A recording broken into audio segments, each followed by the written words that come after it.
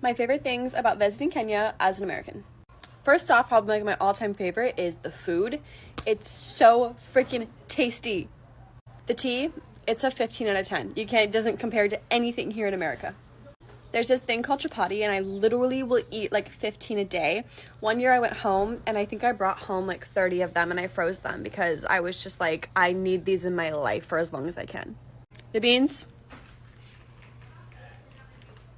they have flavor. They have love. They taste delicious. The bananas, the avocados, I swear the avocados are probably the size of my head, and they're like 50 cents at most.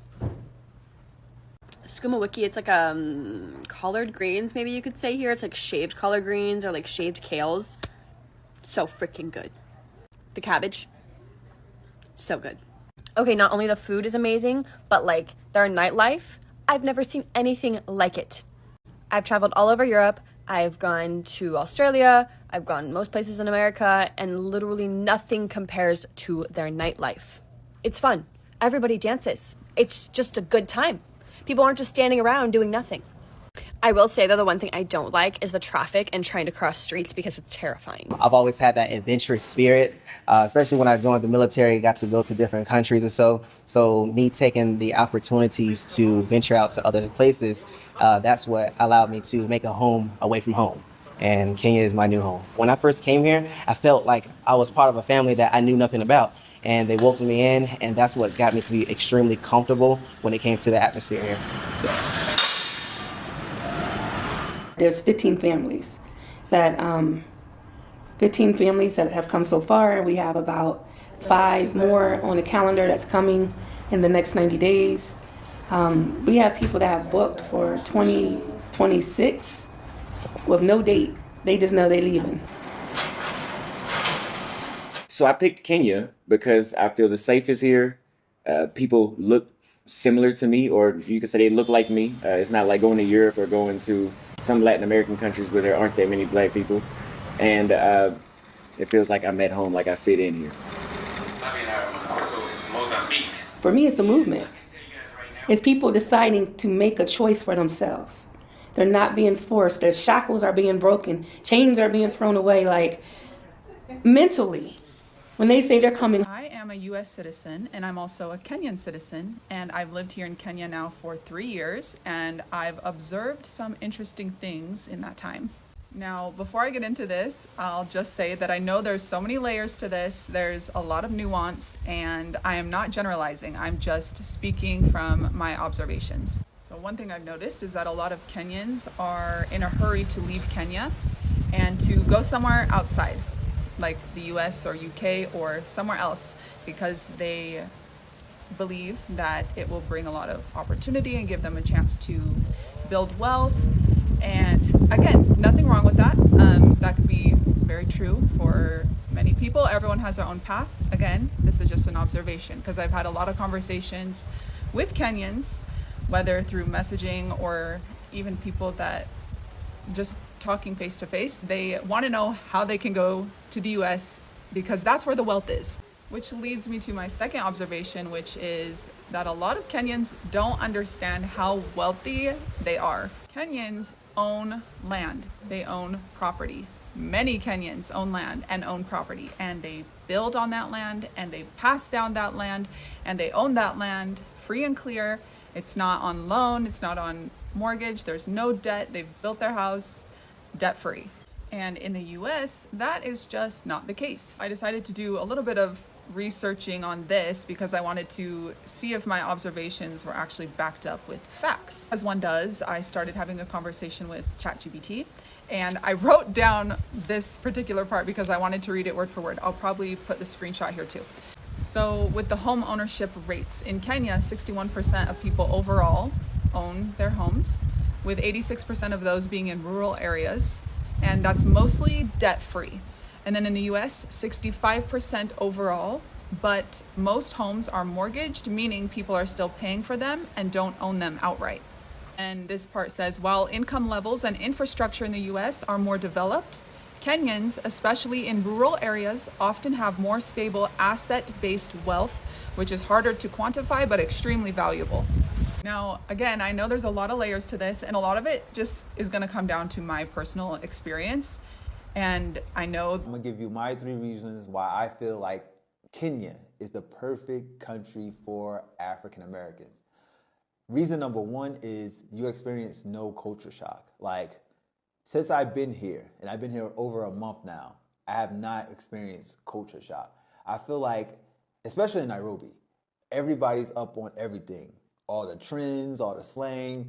Like, I can say stuff, and it's just like I'm at home. They just understand me. Like, I'm like, yeah, I'm Gucci or whatever. And they're like, yeah, yeah. Or people have told me, yeah, I'm Gucci. And I'm like, really? And really, they're really up on everything. Like, from like early 90s R&B to like obscure early 2000 rappers like Jibbs. I don't even know if people even remember like Jibbs, the guy who made Chain Hang Low song. So you're gonna feel right at home. It's like you're just like in another city in America. It's like they transported a part of America and installed it in Kenya. And I feel like that's like not just American culture, like UK culture. Like, Kenyans are very, very worldly. I can say that. They know a lot about the world. Number 2 is everybody speaks English. And that's huge, because I used to live in Tanzania, and there were a lot of people, you would run into a lot of people who didn't speak English, and that you needed to use Swahili. But here, I have never ran into anybody that didn't speak English. Everybody, from security guards to the help, everybody speaks English. So you don't really have to worry about learning Swahili. I mean, you should learn Swahili. Swahili is a dope language. I recommend you learn it. But it's not necessary to learn Swahili or another language to live in Kenya, especially Nairobi. Kenya is one of the best placed countries in the world for that. One of the very few countries in the world that's met all those key targets of the Paris Accord and so on. So can the world get there? Mm-hmm. I think it will. It will. It will. There's no question about that. Mm-hmm. And the momentum that has been built over the past decade in getting us there will continue. Yeah. I actually think Kenya in particular is very well placed to emerge as Africa's largest, call it battery manufacturing center, where they can actually not just produce the raw metals, but actually produce the much more value added aspects of that industry. That I say that Kenya keeps winning is because I've been to 11 countries throughout the continent of Africa. And I know some people rush into the comments and tell me that there's 54 countries. I know my geography. But out of my 11 countries so far, there has not been one country that has been able to check all the boxes the way how Kenya does. So what are those boxes that it checks? The boxes that it checks is, number 1, safety. It is very safe in Nairobi, Kenya. It's one of the safest places you could visit. You could walk around at 2, 3 o'clock in the morning and go to the ATM. You don't have to worry about somebody robbing you. Matter of fact, if somebody robs you or snatches a phone in Kenya, it is not uncommon for them to burn the person alive in public. For real? It's Google videos of people in Nairobi that get caught snatching phones and they burn them alive. It's also something that you hear about happening in Tanzania as well. So that probably plays a major role in why people don't commit so much crime in Kenya. I don't know if they do that with violent crime. I haven't figured that part of the culture out, but I do know that.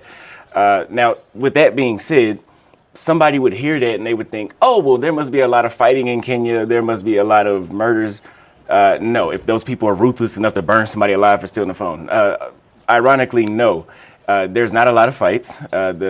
The men in Kenya are not like it's not like America where you step on somebody's shoe and then you end up getting into a fight or even worse. So it is extremely safe living in Nairobi. There's not lions running around either. There's not a lot of wild animals that will be attacking you in Nairobi, as some people might think that there's wild animals running around in African cities. And then another thing, I thought it was easy to spot out an Ethiopian. Like, oh, that's an Ethiopian, that's Ethiopian. Baby, Kenyans look similar. I mean, scary similar. I walked into the airport, I looked to my left, I looked to my right, the same faces looking at me. The same forehead, the same head shape, the same everything. I was like, this is kind of getting overwhelming. My God, today, like, that's tough. That's pretty tough. I was just in Kenya and I was walking around. I'm like, yeah. Dude was like, you ain't from here. Like, nah. Like, yeah, I could tell. I know you can. I could tell I ain't from here. You know what I mean? It's just that American. Welcome back, family, for this channel. First, I would like to thank those people who are viewing for the first time. I really appreciate. For the existing members, I really also appreciate. For the new members, don't forget to leave a subscribe and a share for more and more. Now, let's go direct to what we are supposed to talk about today. But we go far, I would like to ask some 2 to 3 questions. You can answer on a comment section. Then I will come back to answer each and every comment. Now, my question is, do you think those people, the white people who are deciding to go and visit Africa, one of the countries that is among in Africa, the continent in Africa, called Kenya, do you think it's a right decision they make? Just leave a comment for more and more. Now, I love that my TikTok is becoming like Kenya-centric, focused content. I think I'm gonna keep it that way. So I'm gonna start off with answering this question. I'm curious to know what makes you love Kenya so much, and I'm gonna give you 3 reasons why. 1, in the United States, life feels very rushed. Go, go, go, go. It can lead to be almost overwhelming. In Kenya, greetings are meaningful and life just slows down, and it's really, really refreshing. 2, food. Food here is processed almost everywhere you go. Food there, the cuisine is just naturally organic almost everywhere. 3, the U.S. is super caught up on materialism, and Kenya not. Yeah, so Troy, tell everybody what's going through your mind looking at this. I'm amazed. Like, this is beautiful. Yeah. Like, brothers are coming here, finding love, settling down, having their next generations be Kenyans. Yeah. And Americans. It's a beautiful thing. It's a blessing. And it just shows that we're here doing, big businesses. Yeah. Starting foundations. Getting married. Yeah. Having kids. Taking applications. Taking applications. We're becoming very productive members of this society. Absolutely. And I love that. I love it. And I told them it's best to do that in Africa because there's no limitations. There's nothing holding you back in Africa. In Latin America, you got external factors that can hinder this type of growth. Yeah. Yeah, no. I wake up every day feeling like if I want to build a bridge, I'm not even an engineer, but I know people who are. I know I've never done farming, but I know people who are farmers. Exactly. And I've been trying to broker different types of deals, in areas that I've never been in. Correct. And I love that about being here. You can basically do anything. Yeah. If you got a little money and you got contacts. Yeah. And you don't have this stopping you. Yeah, exactly. This is the major thing. Yeah. Austin don't talk about that, but this is the major thing. Yeah. This right here makes you feel human. You're not a black man here. You're just human. Yeah. And I think that's freaking amazing. Well, thank you for that great monologue, Troy. Thank you for that great monologue. That was a great addition. Nah, no problem. What did your friends and family think about you when you told them you wanted to relocate to Kenya? I don't think they were too surprised. They know me, so they know how I am and how I like. I'm usually go against the current and do my own thing. Right. They were overwhelmingly supportive in terms of like, oh, that's great. I'm excited to see you do it. Keep me in touch, take me with you, that kind of stuff. Yeah. As far as them wanting to do it themselves, they weren't as enthusiastic. As far as me buying land and then them seeing it and then them seeing what I built on it, I got more excited. And I think, like I said, as I continue to like etch away at developing it, and it becomes more of a visual thing versus a faith thing. Right. A lot more people are gonna be interested in doing the same. The United States, the hospitals, the doctors, everything that I've seen so far is at our standard, at American United States standards. Because I know a lot of times people from the U.S. they wonder if they're going to get the same kind of treatment or resources as in Africa as they do in the United States. And like my wife was saying about the cleanliness of the hospital, the professionalism of the staff, the interactions we've had with doctors, it has been on par with what I've grown up knowing in the United States. So I feel comfortable with them, participating in the medical services here in Kenya, just as I would in the United States.